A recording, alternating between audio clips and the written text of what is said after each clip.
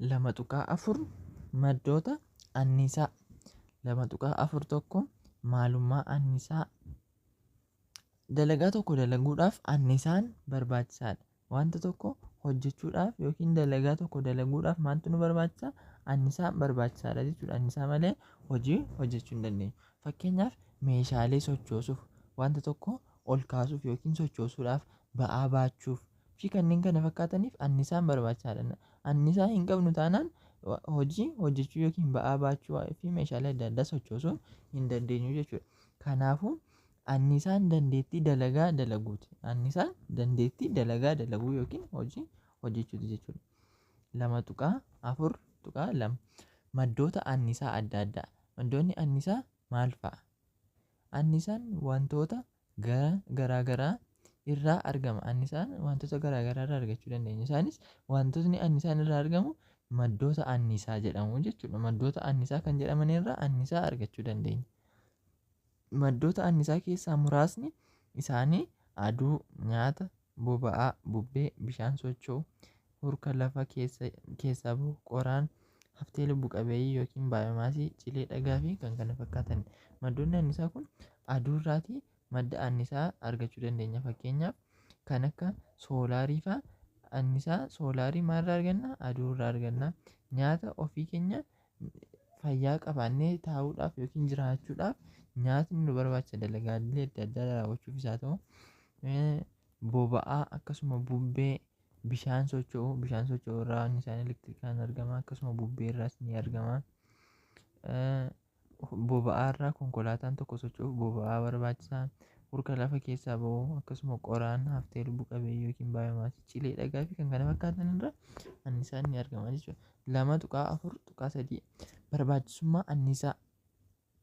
Anniisaan jiruu fi jireenya keenya keessatti wantoota adda addaatiif nu barbaachisa. Isaanis anniisaan nyaata irraa argamu guddina, sochii, ho'a qaama keenyaa fi kanneen kana fakkaataniif. Nyaata irraa anniisaan nun argannu maaliif nu fayyada? Guddina, sochii fi ho'a qaama keenyaaf kan kana fakkaataniif nu fayyada jechuudha. Guddachuudhaaf nyaatni nu barbaachisa. Anniisaan boba'aa irraa argamu konkolaataan akka socho'u, warshaalee adda addaa keessatti maashinoonni akka socho'aniif kan kana fakkaataniif nu gargaara jechuudha. Boba'aan anniisaan boba'aa irraa argamu konkolaataan akka socho'u gochuudhaaf, warshaalee adda addaa akka hojjetan, maashinoonni adda addaa akka socho'an, wantoota akkasii fayyaduuf anniisaan boba'aa nu barbaachisaa jechuudha. Anniisaan aduu irraa argamu maaliif nu fayyada? Ifaaf, ho'aaf, guddina biqilootaa fi kanneen kana fakkaataniif. Biqiltoonni guddachuudhaaf maaltu isaan barbaachisa? Anniisaan aduu isaan barbaachisaa jechuudha. Ifaaf, ho'aa fi wantoota akkasiif nu gargaaruu danda'a jechuudha anniisaan aduu. Anniisaan bubbee fi bishaan irraa argaman anniisaa elektirikii maddisiisuuf nu gargaaru. Anniisaa elektirikii maddisiisuudhaaf bubbee fi bishaan nu gargaaru jechuudha. Anniisaa qoraan irraa argamu nyaata bilcheessuuf, ifaa fi ho'a kennuuf nu gargaaru jechuudha. Qoraan irraa kan argamu. 2.7 Gilgaala 2.7 maddoota anniisaa tarreessi. Maddoonni anniisaa maalidha jenneerra? Maddoota anniisaa aduun jira, bubbeen jira, wantoota akkasii wantoota amma jennee ibsuu dandeenya jechuudha. Anniisaa bishaan irraa argamu, boba'aa irraa argamu jettanii baay'ee kaa'uu dandeessu jechuudha. Baay'eetu jira maddoota anniisaa. Barbaachisummaa anniisaa ibsi. Anniisaan maaliif nu barbaachisa? Dalagaa tokko dalaguudhaaf anniisaan nu barbaachisa. Dalagaa tokko dalaguudhaaf yookiin raawwachuudhaaf anniisaan nu barbaachisa.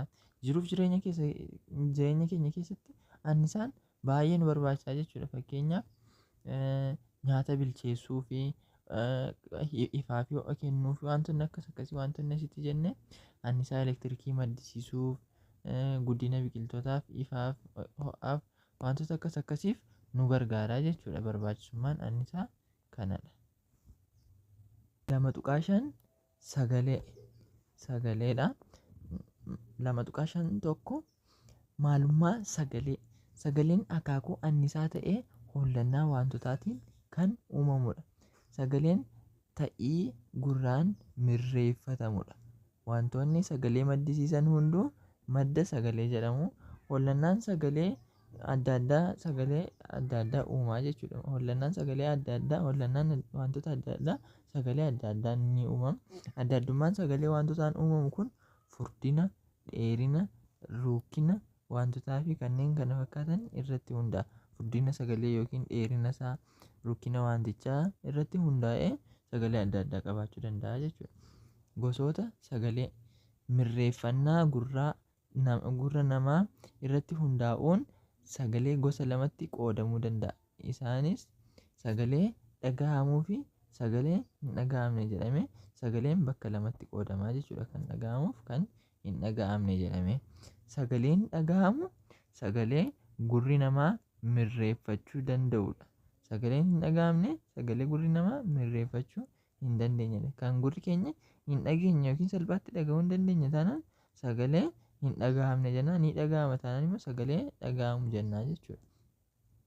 Sagaleen akkasii kun gurra namaatti dhagahamuu baatullee bineeldonni biroo tokko tokko dhagahuu ni danda'u. Sababiin isaa bineeldonni tokko tokko dandeettii mirreeffannaa addaa sagalee dhagahuu waan qabaniif.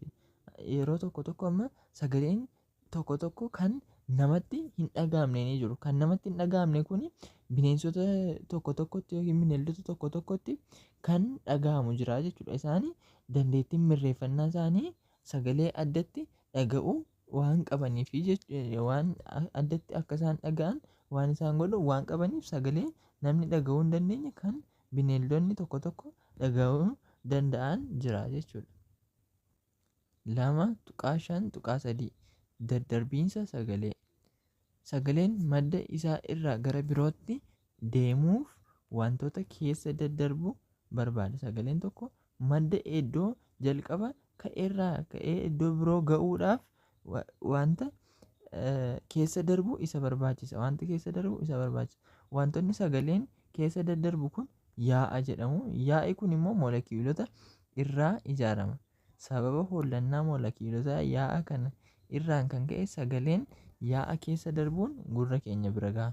Yaa'a kan jennu kun qilleensa keessadha jechuudha. Qilleensa kana keessa yeroo darbu yaa'a jedhama jechuudha. Yaa'a kan jedhamu kun immoo moolekiyuulota irraa ijaarama. Kunis sababa hollannaa moolekiyuulota qilleensa kana keessa jiran yookiin yaa'a kana keessa jiran irraan kan ka'e sagaleen yaa'a keessa darbuun gurra keenya bira gahaa jechuudha. Walumaa galatti sagaleen daddarbuuf yaa'a wantoota jajjaboo, dhangala'oo fi gaasii barbaada. Sagaleen daddarbuuf jajjaboo yookiin dhangala'oo yookiin gaasii barbaada jechuudha. Haa ta'u malee haalli sagaleen ittiin wantoota kan sadan keessa ittiin daddarbu tokko miti. Qilleensa keessa yookiin gaasii keessa kan ittiin daddarbu tokko miti. Yookiin jajjaboo yookiin dhangala'oo keessa haala adda addaatiin darbaa jechuudha. Sababni isaa moolekiyuulonni jajjaboo kan dhangala'oo fi kan gaasii caalaa walitti siqanii waan argamaniif saffisni sagalee jajjaboo keessa kan dhangala'oo fi kan gaasii ni caala.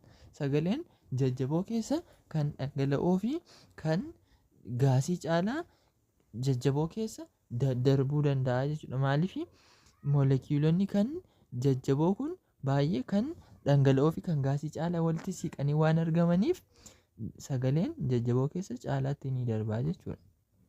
Akkasumas moolekiyuulonni dhangala'oo kan gaasii irra walitti siqanii waan argamaniif sagaleen gaasii irraa dhangala'oo keessa saffisaan darba. Akkasumas moolekiyuulonni akka jajjaboon kan dhangala'oo fi gaasii caalaa dabarsuudhaan dhangala'oos yoo ilaalle moolekiyuulonni dhangala'oo kan gaasii irra walitti siqanii waan argamaniif sagaleen gaasii irra dhangala'oo keessa ariifatee yookiin saffisaan daddarbaa jechuudha.